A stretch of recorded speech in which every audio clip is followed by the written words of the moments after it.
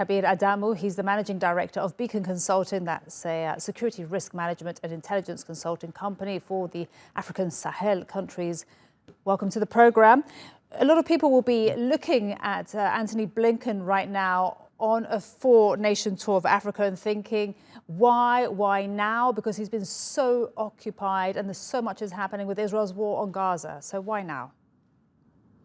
Yeah, I think the fact that he's occupied with various geopolitical developments where the US has been attempting to manage the different sides, including the Israel-Hamas war in Gaza, makes Africa a very important player within the international community.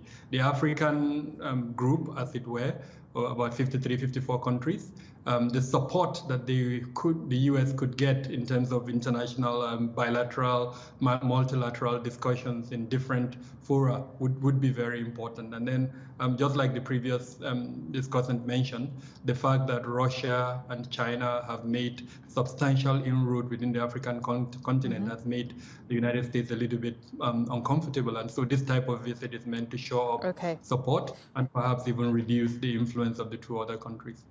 Interesting point. So the influence of Russia and China is making the US uncomfortable. Why is that? And what could Antony Blinken do with regards to that?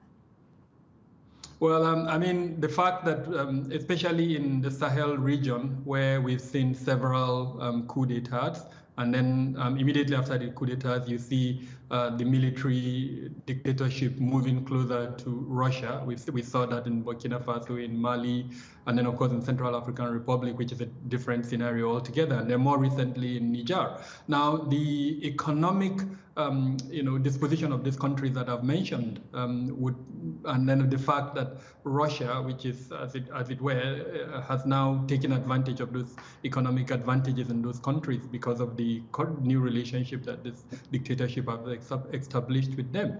That is something that the US would want to either limit or in some instances even block completely. Then, of course, the security consequences of this development.